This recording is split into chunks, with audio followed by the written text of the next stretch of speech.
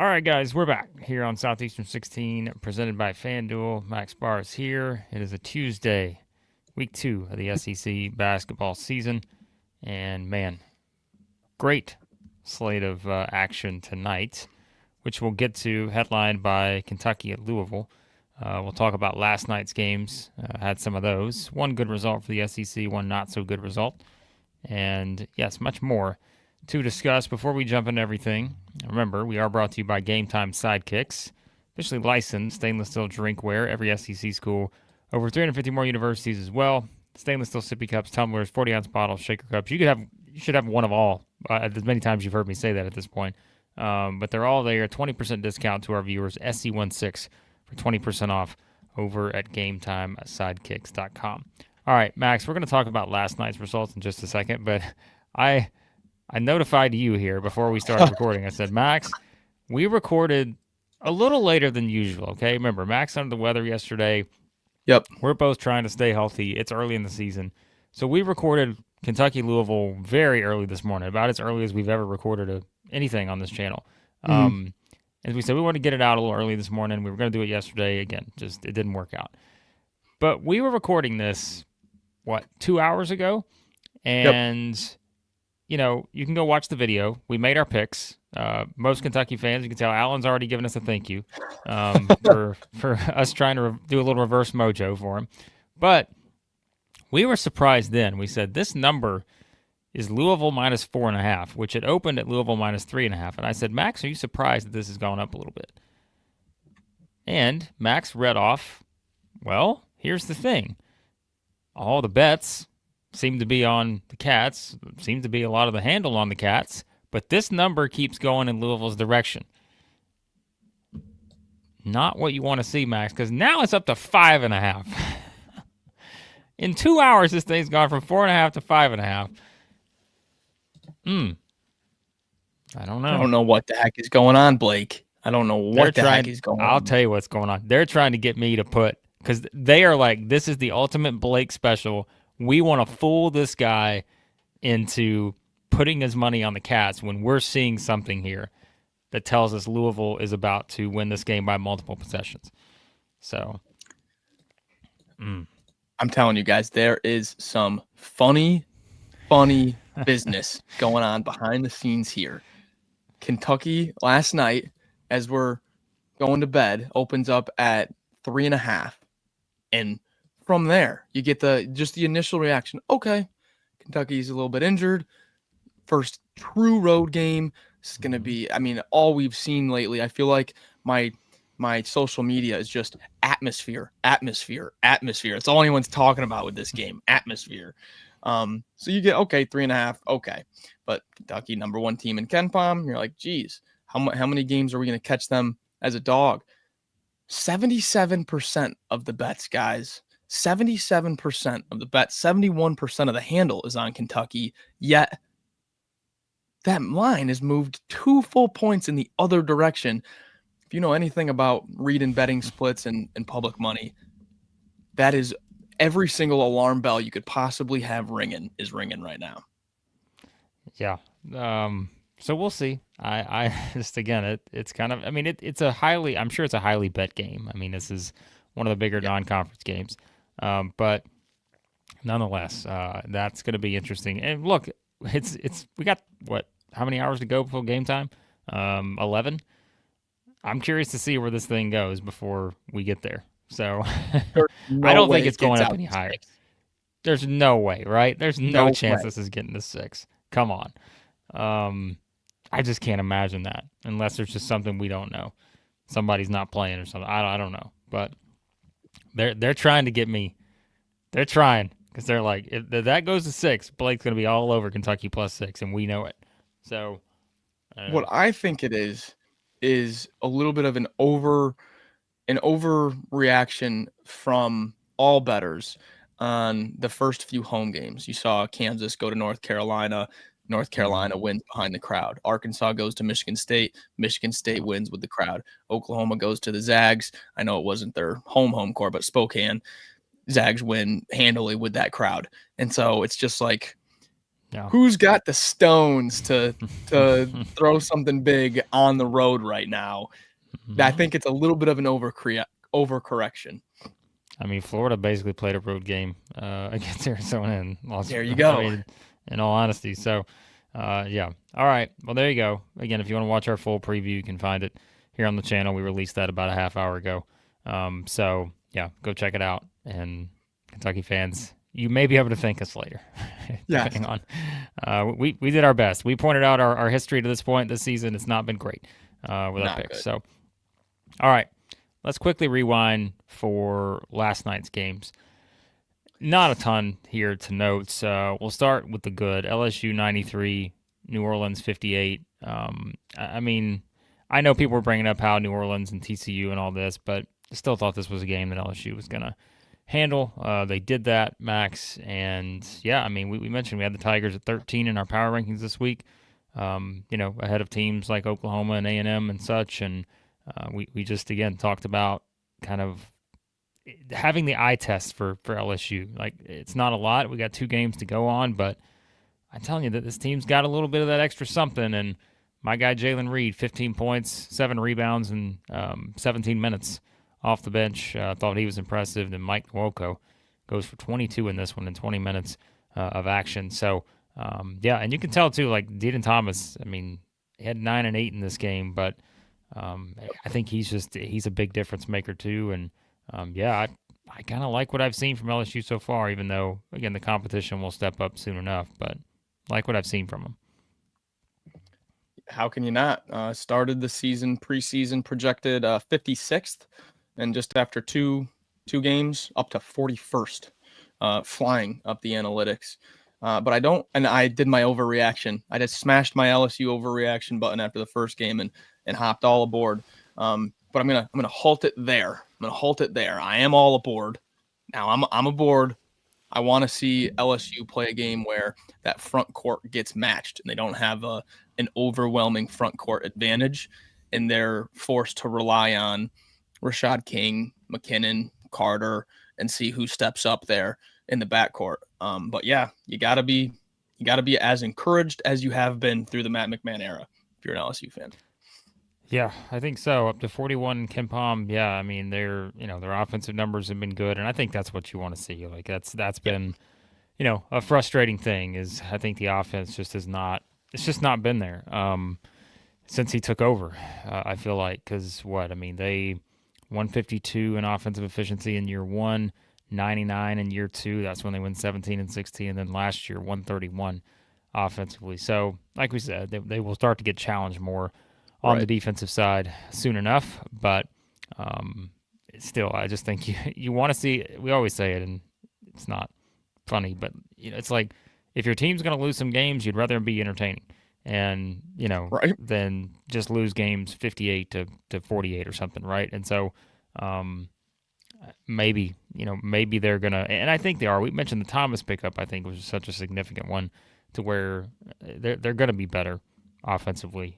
It's just how much better, and will that be enough to get them into the NCAA tournament? That's what we're going to find out with LSU. And remember, one of the things we talked about with LSU, their SEC schedule does them no favors when it comes to the way it sets up. They start at A&M, which again is a winnable game. Then they're home against South Carolina. Okay, those are 2 very winnable games. Then it's like you go to Vanderbilt, host Kentucky, Missouri, at Florida, at Arkansas.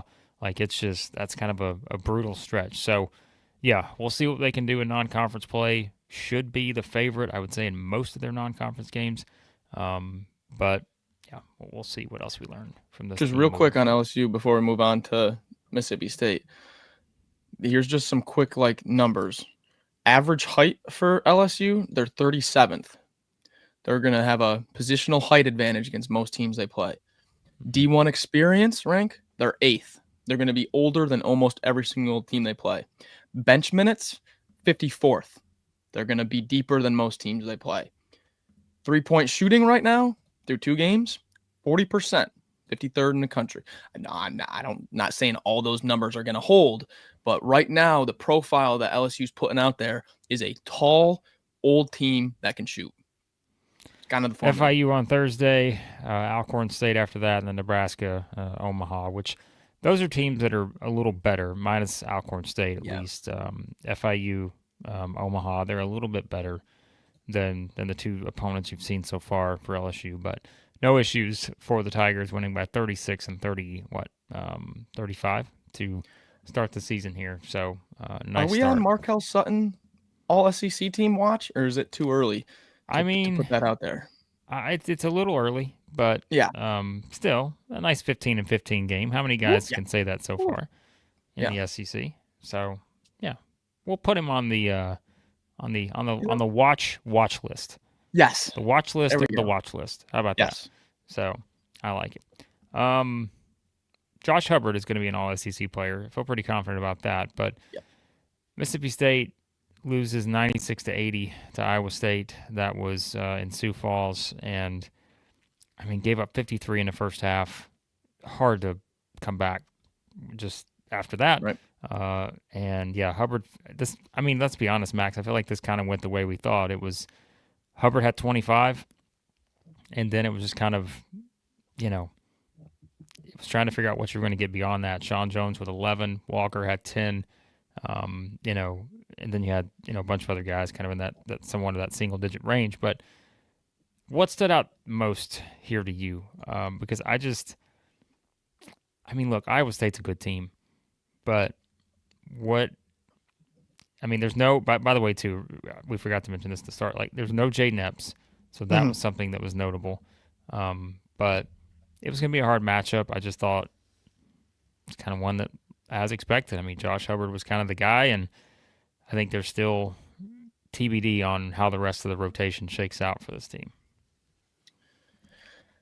Yeah, not encouraging, to be honest. The eye test was less encouraging. The first 15 minutes of the game, both teams, Iowa State fans will tell you this too, it was just ugly. I mean, there were stretches of just ugly basketball. Iowa State has, no longer has Curtis Jones and Gilbert. So they're kind of throwing different guys out there around Lipsey. You got the freshman. I mean, TJ Otzelberger's starting a freshman. Is the world upside down? I don't know, but they've got freshmen out there. So Iowa State was throwing stuff out there. Mississippi State was throwing different lineups out there. It was sloppy to start. Both teams will tell you that. But where I'm discouraged, Blake, is this is a Mississippi State team that shot 11 of 27 from three, 40.7%. They lost by 16. It's how many more threes are we supposed to make here? Well, yeah. And I was going to use this as the next portion, but we know why they lost, right?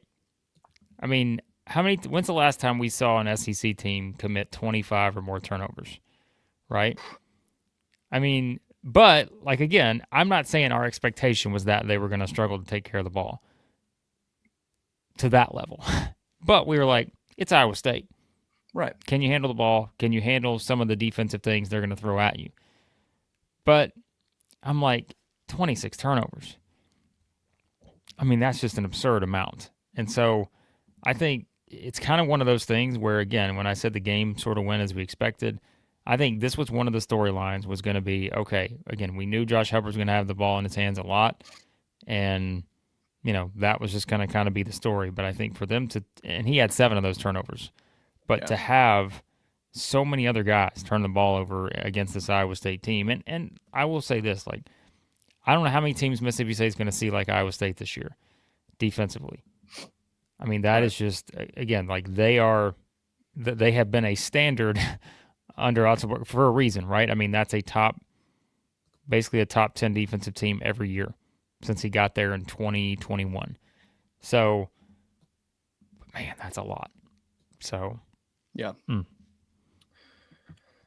I'm not I'll be honest, Blake. I'm not encouraged. I hope I am proven wrong by my eventual Final Four Bulldogs, which they always make their way into for me. But that did not look like a tournament team last night. I'll be honest. The good news for Mississippi State, that's going to be the toughest team they play on their non-conference schedule. A lot of those, and I think we said this yesterday, kind of those teams that are hovering around that 50-ish type range. Kansas State, they get them on November the 20th, SMU, Memphis. So like games against those kind of teams. Then you have some against those teams that feel like they're a little bit further away from you. It's like a road game to Georgia Tech in the challenge. That's the kind of game, like, you lose that one, all of a sudden, like, we're really resetting our expectations. San Francisco, that's an interesting type matchup, right? Utah, games like that. So these are the kind of games, look, Mississippi State has to win if they're going to probably have a chance to maybe build up that NCAA tournament resume. And that's what we keep saying when we're talking about how many teams will the SEC get in this year. These are the kind of games like that, where the SEC did not lose those kind of games last year. And so now that you've lost this one, you got to win those games. That's really what it comes down to. If you're going to, have another, let's say, 8-10 SEC record and get into the tournament. So, yeah, we'll find out. Yep. All right. Back to today, and let's hit on, again, we'll talk more about Kentucky and Louisville here in just a second. I know some people want probably some additional thoughts. Remember, if you're joining late, we already did a preview on that game. You can find it here on the channel with our thoughts on that one. But today's slate for the SEC outside of Kentucky and Louisville: Florida hosts Florida State, Arkansas hosts Central Arkansas, Auburn hosts Wofford, Oklahoma hosts Arkansas Pine Bluff, and Ole Miss hosts Memphis. Let's start with Florida and Florida State, Max. I think Ole Miss Memphis is probably your second best game of the night, just based on just expectations for that one. That one's on the SEC Network, by the way. So is the Florida State game. So a little back-to-back SEC Network on a Tuesday. Basketball season has returned. The Gators are pretty heavily favored in this one. I want to say it's 18.5 or something like that. Let me find the official line over at FanDuel. There are so many games, and what a beautiful thing that is. It's 18.5. Over under 178.5. So some points are going to be scored in this one. First-year coach for the Seminoles, Florida State, has scored 100+, as we mentioned yesterday, in back-to-back games, Alcorn State and Alabama State. But heading to Gainesville, a little bit of a different story here, Max, against the defending national champions who bounced back quite nicely in Game 2. Yeah, this is going to be a Florida State team that was a little bit underrated in the offseason. Preseason projection from KenPom was 96th, after Alcorn State and Alabama State up to 78th.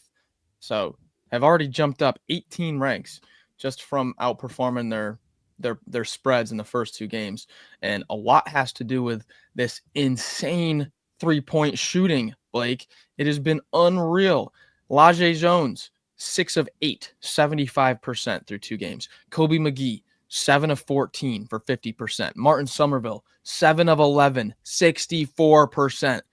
They've got three guys who have made at least 6 threes in two games. Two of them are shooting over 60%. Florida State has been moving the ball well with Rob McCray, transfer from Jacksonville. He had 17 assists in the first game, only 5 in the last, but broke the Florida State team record for assists in a game. They're shooting the ball. Offense is looking as efficient as it has been under this new coach after the past few disappointing years of Seminole basketball after kind of that run they had in the late 2010s. This is a new Seminole squad. Blake, forget what you saw last year. Yeah, no, it's a different kind of era. And yeah, I just think, Florida's defense here may wind up being the thing. Obviously the storyline I have my eye on is they've got to shoot better than 22% from three to be successful this season. I think, can they knock down open shots? I think that's what it comes down to. But I think always, for me, it may be the defense of Florida, and it may just be the relentless offensive rebounding that we know we're going to get from this team when they play, the bigger lineups and such. And so, yeah, I think Florida will be fine here. But again, this is kind of a Florida State team that may have not gotten enough love in the preseason. We'll see how it plays out there for the Gators in that one. It is a Florida State defense, however, that allowed Alcorn State to shoot 8 of 16, 50% from three. And they allowed Alabama State 7 of 23, 30%. So they gave up 50% to Alcorn State. Florida's offense should generate good looks, just a matter of them falling in, really. Yeah, they're just not falling in right now. And hit your free throws. They're free. So, knock down. You say I got Micah on the thumbnail today? Come on. Oh, yeah. Okay. He deserves it. Good. He deserves it. Yeah. He deserves it. All right. Elsewhere on the schedule, let's talk about Ole Miss Memphis, because that, I think, is the second best game for sure. And, yeah, I mean, we mentioned, I think, still not really sure what to make of Memphis. I know we saw them a couple times, exhibition-wise and such, but I think this is, again, one of those games we just talked about with Mississippi State, like the kind of games you need to win for your NCAA tournament resume. Like, this is a big one for Ole Miss because, I mean, that they're going to have some tougher games coming up in the non-con, and they could lose some of those and still be fine. But this is the kind of game I think you need to win, and I feel like with Memphis, they had the one game against San Francisco, but we kind of, again, looked at what they did in exhibition play, and I think leave a lot to be desired with them. Speaking of offense, like they've really struggled. That's something I think that's been of note even when you watch them in the exhibition stuff. But I mean, so far, they shot 41% from two in that game against San Francisco. They're shooting 54% from the free throw line. They went 14 to 26, so turned the ball over a bit. I think Ole Miss the better team. I think they should win this game. And our guy, Elias, I think may be the story once again. Yeah, the interesting thing about Memphis this year is they can kind of adapt to opponent. They can go small ball and play Doug McDaniel, Curtis Givens, Sincere Parker. They got Barry from Temple. They got Julius Thedford also from Western Kentucky. All about 6'2", 6'3", 6'4", of course, McDaniel being the 5'11". So they can go small and have, the three guard lineup, or they can throw South Carolina's Zach Davis at the three and go kind of 6'7", 6'8", and above, in the 7-footers. So they can play matchup games based on opponent. So I think defensively, Memphis has the bodies to bang around with James Scott, Malik Dia, Cassia, Corey Chest. They'll play 3 7-footers. They'll play a few different 6'8", 6'9" guys at the 4. So physically, Blake, I think Memphis can hang in there. It's just a matter of can you stop the action that's going to be ran for Ilias, for AJ, and everything. The backcourt, I think Ilias at 6'5", Doug McDaniel at 5'11". There's going to be height advantages, positional advantages for Ole Miss in this game. I think the defense wins it for Ole Miss. I think that's going to be the story here. I feel like they will frustrate Memphis just based on what I've seen offensively from Memphis so far, even in those exhibitions against Arkansas and Auburn. I feel like this is that kind of game. I know KenPom has it like 81-73. I don't know. I could see Ole Miss defensively doing a lot of good things to where getting to 73 may be a challenge, but we'll see. Yeah, really looking forward to this one. I think this is the most intriguing game on the board outside of Kentucky Louisville tonight. So I think it's an important. How much do you think we see Aaron Bradshaw? Out of Memphis. I mean, he's a junior now. He played 8 minutes in the last game, right, and fouled out. Yeah. I don't know. That's why, I don't have a great feel for Memphis. I mean, we watched him in the 2 exhibitions, and I'm like, you still don't have a great feel for what the rotation's going to wind up settling at. And I'm not saying we know exactly for sure with Ole Miss, but I don't know. I do. I look at this game and I'm like, I think Ole Miss, I think it sets up nicely. And again, it's an important one on the non-conference schedule. So, yeah, need a big Malik Dia game too. Need him out there. Need a double-double from Malik Dia in this one. So Travis Perry knocking down some shots. Yeah, come on. Too. He's come on. He's 0 for 9 this season. He's gonna hit. He might go 5 of 7 in this one. How about that? We may have a rock lock on our hand there. Maybe. Shout out to AAA777. Now a member here at the channel. Awesome stuff. You too can become a member. Hit that little, it's either plus sign, the heart sign, something on your mobile device if you guys are using that. You can hit the join button if you want to join via desktop or your computer. Go to the main page, Southeastern 16 on YouTube, and you'll see that nice little join button there. And yeah, it's just join the membership because you got a lot of stuff coming your way, as we said, for our fine channel members this season. So don't worry, Justin. The new membership tiers will be discussed soon enough. So those will more likely be introduced come conference play, but we are in the works for those. So minus 10.5 for Ole Miss. I don't know about the rock lock anymore. You know, you'd love for it to be under 10, but I don't know. Again, this may be the Fade Blake part of the show, but I think it sets up okay for Ole Miss. Anything that gets out there at like 10, 11, it's like, I mean, look at the Gonzaga Oklahoma game, destroying the whole game, and then last 3 minutes, it's like, wait, we're one possession away from covering? What happened? You know, like those 10, 11 can get tricky. Well, like, here's the thing, right? Like, Memphis is up 23 in the second half against San Francisco. Yeah. It winds up being a 6-point game. So, yeah, I think, again, I think the defense is what wins this game. Defense. All right. Before we talk about anything else, let's tell you quickly about our other friends here. Speaking of defense, it's good to have good defense, Max. Also good to have a good offense. And if you want to go on offense for your holiday shopping this season, if you want to put up lots of points with your significant other, the Yearly Company, Nashville-based fine jewelry brand built on tradition, designed for meaning, handcrafted from solid 14-karat gold, natural gemstones. It's got a perfect fit. It's backed by a lifetime guarantee. What more could you ask for? Every Yearly Company bangle, custom size. So again, you got to know that size, and that's where we come in. Well, not us. We're not the ones making the sizing kits. If so, you'd have a terrible gift on your hands. But that's not the case at the Yearly Company. They know what they're doing, unlike us two schmucks.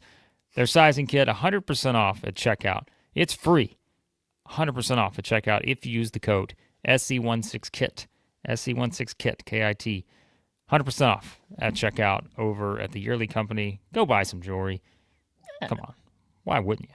Did you not wake up today and first thing think, I want to go buy some jewelry? Everyone does it every single day. Millions of people out there. ROKFORM, ROKFORM.com, the world's strongest magnetic phone case. Extreme protection, super strong magnets, rock lock secure mounting. Max is not all in on the Ole Miss minus 10.5 rock lock here, but that's okay. You can be all in on the rock lock with ROKFORM. SEC 25 for 25% off. What a deal. 25% off SEC 25, ROKFORM.com. All right. Nice. Elsewhere tonight, Arkansas back in action. They're going to host Central Arkansas. Arkansas, a bubbly 34.5 point favorite, I believe, in this game. What do we want to see from the Hogs tonight, Max? They're going to win this game going away. They should, but a bit of a different setup here. And I think it's always fascinating to see how a team responds to a frustrating performance. That was the word used. Thought it was the best way to put it. A very frustrating performance at Michigan State. Take all the anger take them all out on the Bears, the poor Bears from Conway. Yeah. I mean, win by more than 34. How is that for a let's get okay, so you lost to Michigan State. You dropped from 26 to 27 because you missed the spread. Beat them by more than the analytical projection, and I think that 27 is disrespectful still. So just cover, basically. Get the analytics a little bit higher on you. Helps you out in March. So what you're saying is Scottie Pippen ain't walking through that door for this game for Central Arkansas. Central Arkansas, by the way, lost by 40 at North Carolina to start the season, but they did beat champion Christian 110-63 on Saturday. That changes things. I don't have the current state of the program for champion Christian, so worth noting there. Yeah, you want to see Arkansas come out. Nice, crisp offensive game here. Limit the mistakes, and I want to see the front court. I don't care who they're playing. You got to give me some sort of front court confidence and consistency. Yeah. They should have a significant size advantage in this one. So, all right, there you go. Well, champion Christian has a player named Fred Travius. Fred Travius? Fred Travius Benjamin. He had 14 points against Central Arkansas. We need a Fred Travius performances out of Arkansas. There's my analysis. Okay. Well, it's worth noting Central Arkansas put up 46 3-point attempts in that game. If they shoot 46 threes, all bets could be off here because that's the recipe for an upset if they're making those shots. They made 17 of them in that game. So, just saying. They do have Cameron Hunter, who if you follow mid-major basketball throughout the past few Wisconsin. years. Well, he was originally he was at Wisconsin, right? And then he went to Marfo. So he was at Central Arkansas, then he went to Wisconsin, then he came back, right? Now he's back. Yep. Yeah. So full circle. He's a guy that can light it up, 20 plus points per game type of guy. So yeah. All right. Elsewhere on the schedule, Auburn hosts Wofford. That number around 24.5 right now for the Tigers. And, I think Auburn, as we said, still a team that feels like a work in progress. Bounced back nicely against Merrimack. But, I'd say this is, again, it's Wofford. People know Wofford, right? Like it's Kevin Giltner takes over there. Of course, they had the whatever happened with Perry and had a late coaching change with Dwight Perry out, and so Giltner takes over. And yeah, so I think it's kind of. By the way, Max, here's a trivia note for this game. I once coached against Kevin Giltner, so really. Meanwhile, I'm sitting here in a freezing cold garage. He's about to go coach a game on the plains at Auburn, so I took the path less traveled, I guess you could say. I don't know. I have a random player I want to see do really well in this game. I want to see some Caden Magwood action, Blake. This is a Wofford defense who is just not built on forcing turnovers. Get Caden Magwood in there. Get these backup guards other than Tahad Pettiford. Get them some action in a game against a mid-major that's not going to be ultra aggressive defensively. I want to. That's my little nugget for this game. Give me a little bit of Caden Magwood against a relaxed defense here. I'll tell you, I'm looking at in this game. Other than Keyshawn Hall, he was just on a revenge tour here to try to figure out why everyone slept on this guy coming into the season. Come on, it's got to be SWA, right? I mean, off to a tremendous start, 15-14, filling up the stat sheet aplenty. Like he's doing everything so far through 2 games. And so if that trend continues, I'm telling you, it's going to be an all freshman season for that guy. So, yep, got my eye on him. All right. Maybe a little Abdul Bashir. Yeah, I mean, I think at this point again, it's not a bad Wofford team. They beat Milwaukee in that game on Saturday, and yeah, I just think you want to see Auburn take care of their business, but another team too that I think is going to shoot it better. I think Auburn what are they shooting? 25%, 26% right now from 3. So. But I think defensively is, again, you kind of have that first game. Well, you just do not play well defensively. You bounce back with a much better effort on last Thursday. But, yeah, I think you're still tracking those kind of things. And knowing, too, this is your last stop before you play Houston. So yeah, I was just going to mention that. So just clean a little things up and just get that offensive confidence going before this Houston game. Because Houston, if you watched that last Houston game, Blake, against Towson, I know Towson is one of the better mid-majors, and Houston ended up pulling away, but it was a 1-2 possession game there with 9 minutes left in the second half. This Houston team does not look just unbeatable. All right, speaking of teams we want to see bounce back, your Oklahoma Sooners lost by 15 at the Zags. Now they're going to host Arkansas Pine Bluff, who I believe, based worst on team the current, in the country? I think in Ken Palm they are 364. Yes. They lost at Washington 94-50, lost to Portland 83-74, lost to Louisville Marymount 94-72. So they played 3 games last week. Now they head to Oklahoma, then they go to Vanderbilt on Saturday, and then they go to our other SEC friends, SMU, next Tuesday. So, yeah, I mean, Oklahoma's 34-point favorite, something like that in this game. Yeah, I mean, I don't. What do you want us to say? Our Pine Bluff is probably the worst team in the whole country. Is this your rock lock of the night?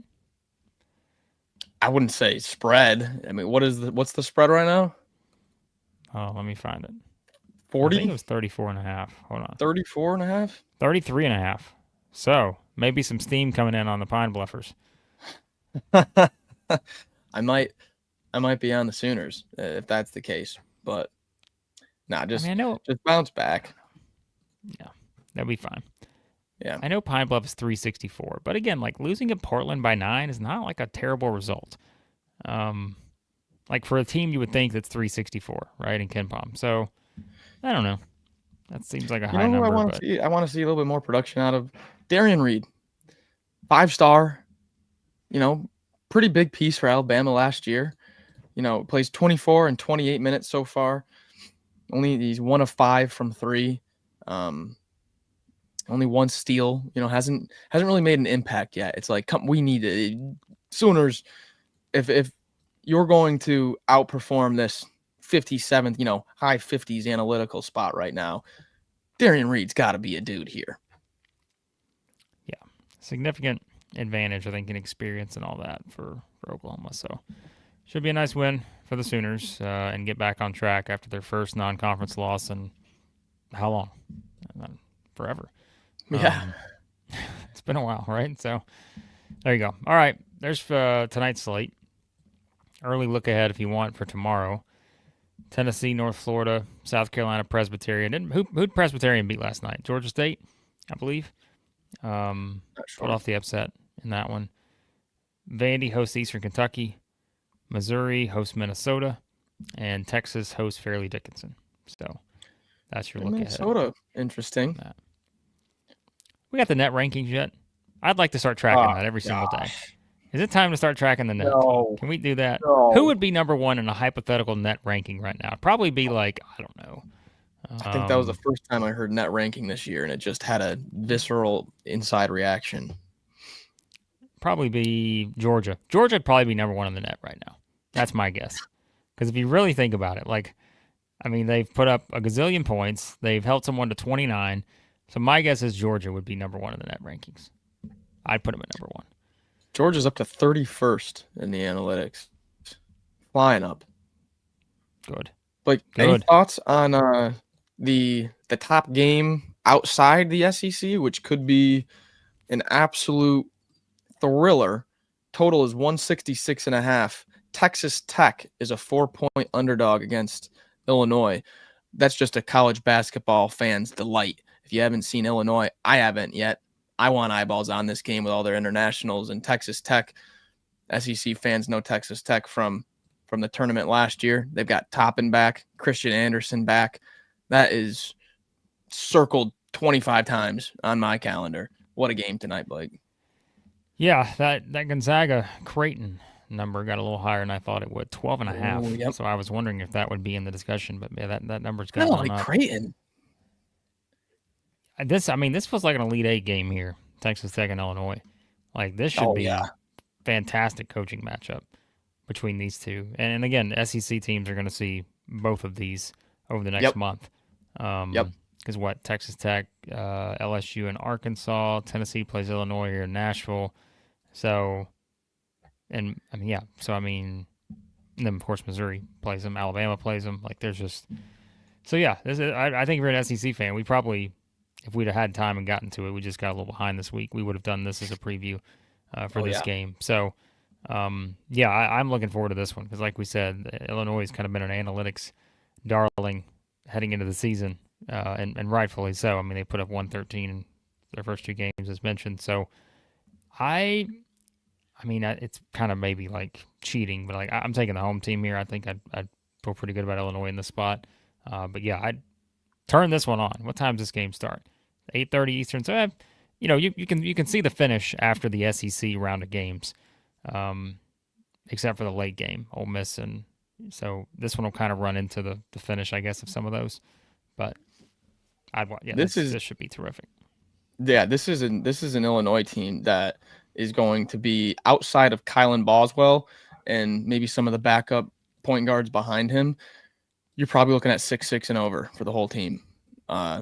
So you got the Ivisic brothers there rotating at that. I mean, just a fun team. And then how can you not like watching Texas Tech the past 2 years? So what a night of hoops. I feel like this is the first like week night of CBB where you don't have enough eyeballs. There's going to be so much going on.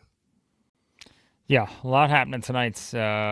We may do our reaction stuff tonight. It just depends on how things unfold with some of these games. I have a feeling, Max, there will be a certain fan base wanting to celebrate if a certain win happens tonight. But we will we'll let you know our plans on that. So, yeah, it should be a great night of action. And I love the chat right now. The chat is currently all in on a conversation that started with Big Gator EJ asking, how does everyone watch our show? And Big Gator EJ usually watches on the iPad. Had other people talking about how they watch on the phone. Some people watch on the TV.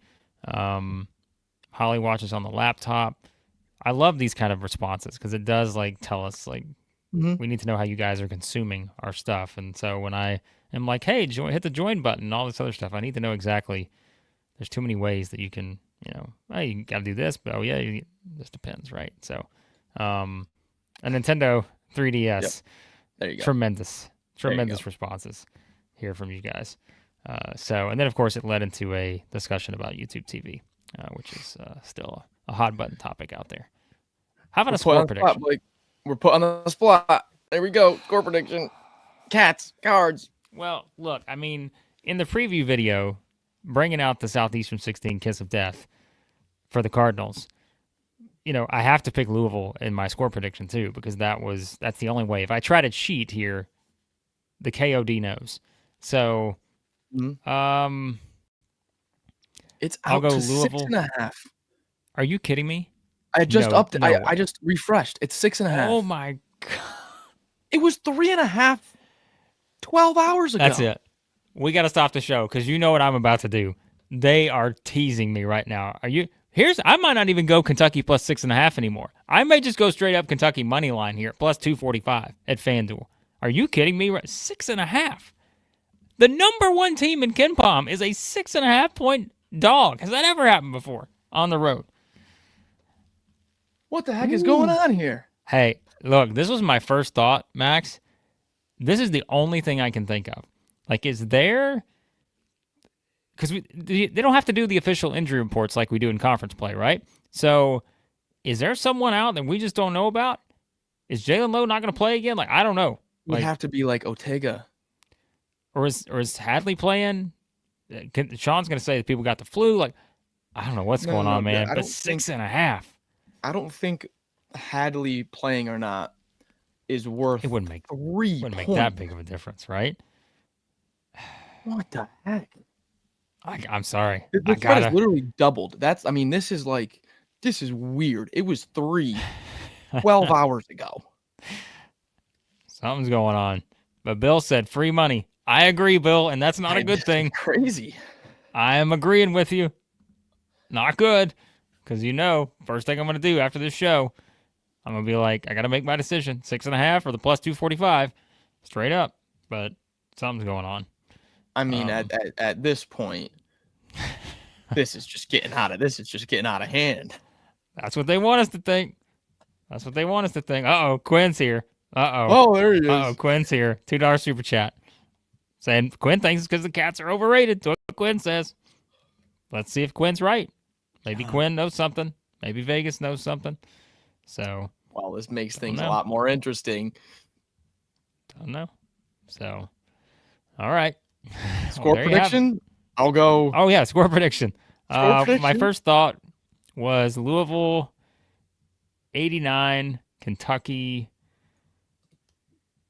84. Okay. I don't know, though. I feel like I need to do like Louisville 89, Kentucky 70 or something at this rate based on this number. Really throwing me. I was going to go like a tight one, like a 85-80, Louisville, but gosh, this is absolutely throwing me for a loop, guys. Do we go? Can we flip flop? because this is making me want to flip flop. This is just like Look, disrespectful. Consider this. Ken Pom has this as a 1-point game for an early season game between two top 12 teams. I don't know that I've ever seen a discrepancy this big. Basically 5 to 5.5 point difference.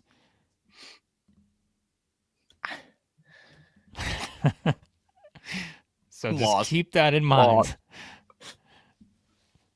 Lost out here. I don't know. Trying to read between the lines. We'll see. What do you got? What are you doing? What's your score? There's probably just the odds makers right now are watching this, and they're just tweaking it back and forth between it's 5, going to be 4, 7.5 by the time we finish the show. They're just going to keep pushing to the point, and then, yeah. I don't know. This is kind of making me like the Cats again. But that may be what they're like. That's how many people right now are betting Kentucky. Tons. I'm telling you, man. I'm telling you. So Darren said, I just loaded up 6.5. It jumped. I'm loading up. So remember, bet responsibly, folks, at FanDuel. But all right, what a night we're in for. It's going to be tremendous. So we'll talk all about it. Again, depending on how things go scheduling-wise and all that tonight, I'd say there's probably a decent chance we do something tonight. You guys are going to be hyped up and want to talk about it. So we'll see. Don't be taking loans out. We are not suggesting anyone do that. Again, we both picked Louisville for a reason. So we're trying to help out our Kentucky fans here. But, yeah, this number's a little curiosity for sure. So, all right, we appreciate you guys. Again, turn on your notifications so you know when we go live to react to these games and everything else we do here on the channel. Of course, another big week of football as well. Like, subscribe, all that good stuff. Join the membership. As we said, you'll really start to see we're going to add a few, I think, pretty significant bonuses for our members here soon enough. And so, yeah, so we appreciate you guys. What's Sam pointing out here quickly? 87% of the money? I think that might be CBS's reporting or something because VSiN has 77% of the money. But still, I mean, it's still 77% of the money, and it's gone 3 points. It's doubled in the other direction. There's a set of lunatics out there who are just all over the cards tonight. I don't know. Who knows? All right. Again, we appreciate you guys watching as always. Check out our preview of Kentucky Louisville, although now it may be a little outdated. We would have probably spent more than half the preview talking about this. So, anyways, we appreciate it. And again, thanks as always for watching. Check out all of our fine sponsors. Check out our friends at FanDuel. And again, we'll talk to you soon here at Southeastern 16, presented by FanDuel.